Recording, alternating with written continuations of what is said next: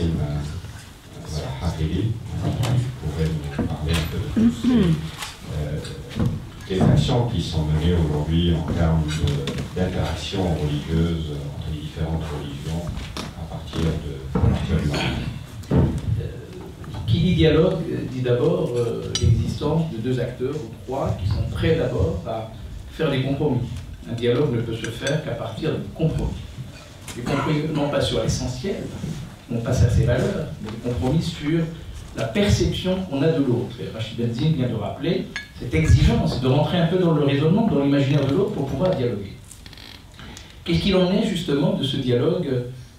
interreligieux, interculturel, intercivilisationnel, parce que le dialogue n'est pas strictement religieux au sens théologique du terme. D'ailleurs, on peut constater qu'aujourd'hui, un dialogue interreligieux au sens où on échange dans une espèce de disputation théologique n'est pas à l'œuvre en ce moment, pour des raisons que je dirai peut-être tout à l'heure. En ce qui concerne ce dialogue interreligieux, je pense que le Maroc n'est pas un cas particulier, mais c'est un cas singulier. La singularité du Maroc, c'est que d'abord, il a vécu sous les auspices d'une colonisation que l'on sait, c'est-à-dire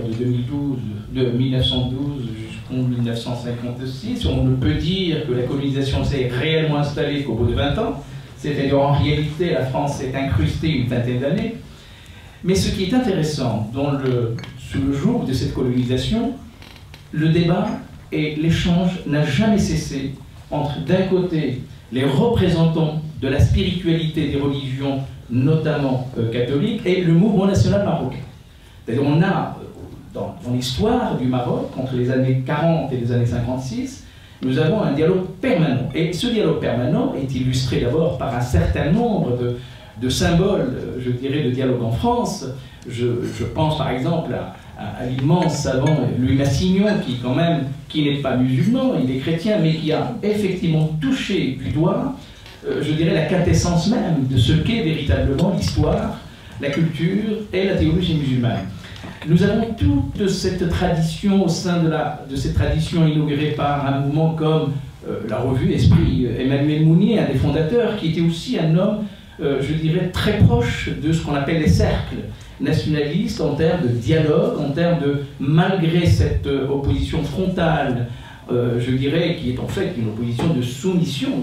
la colonisation n'est rien d'autre qu'une volonté de puissance, volonté de domination, mais ce dialogue n'a jamais cessé. Et au cœur même de cette colonisation qui se terminera en 1956, dès le lendemain des années 50, après l'indépendance, nous avons vu reprendre le thème de ce dialogue, le terme de cette, non pas cohabitation, mais une espèce d'amitié, d'ailleurs on les appelait les amitiés franco-marocaines, qui ont illustré un véritable esprit, je dirais, d'aller au-delà. Il est vrai que si on évoque le cas du Maghreb,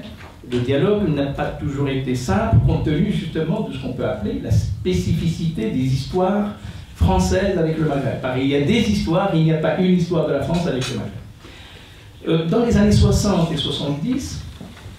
eh bien là, cette fois-ci, nous ne sommes plus dans un dialogue de corps séparés, c'est-à-dire vous avez d'un côté les musulmans, de l'autre côté les chrétiens séparés à la fois territorialement, historiquement, mais nous allons vivre un autre type de dialogue, c'est-à-dire que le corps français est habité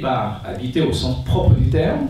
et plus tard au sens métaphorique, c'est-à-dire la présence dans l'imaginaire même français, je dirais, d'une entité musulmane qui va inscrire dans un premier temps sa durée dans l'aléatoire, et on va voir un peu émerger les premières demandes de visibilité culturelle et culturelle des Maghrébins, des musulmans, marocains notamment. Et là, l'Église va jouer un rôle fondamental dans la reconnaissance de ce fait, par exemple, au moment où nous vivions à l'époque, dans les années 60, jusqu'au début des années 80, ce qu'on a appelé, je dirais, trivialement l'islam des caves, on a bien vu comment les catholiques, les chrétiens de façon générale, ont aidé les musulmans par le fait de les accueillir dans des églises, dans des lieux de culte qui appartenaient, des salles qui appartiennent aux catholiques, comment les musulmans ont commencé à émerger en tant que culte, en tant que reconnaissance, par le biais justement de cette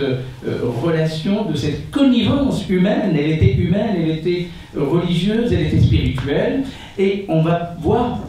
petit à petit émerger aussi ce qu'on appelle les amitiés islamo-chrétiennes, dont un des personnages célèbre en France, c'est le père Michel Lelon, que tout le monde connaît, parce que c'est un véritable personnage historique, qui a été un vrai militant de ce dialogue interculturel, interreligieux.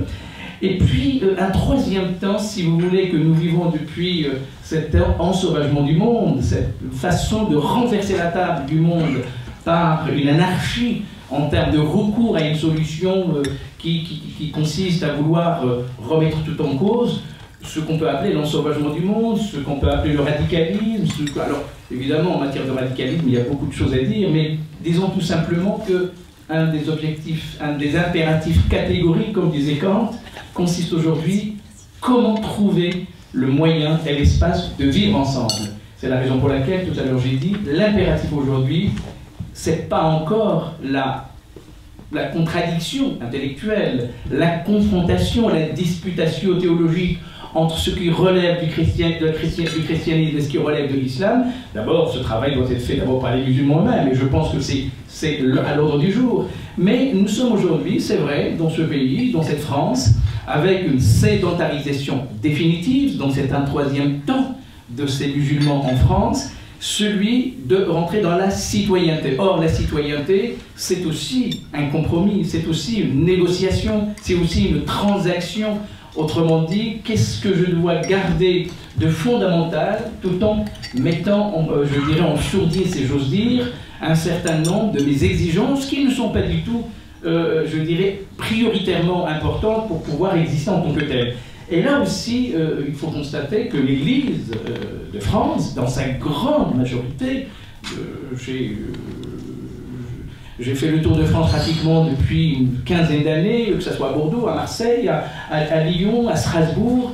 eh bien, on voit bien que cette Église a toujours compris que la demande des musulmans, c'est une demande tout à fait légitime et qu'aujourd'hui se met en place dans plusieurs villes des associations, des instances de discussion qui non seulement se mettent, je dirais, se mettent au travail entre les deux grandes traditions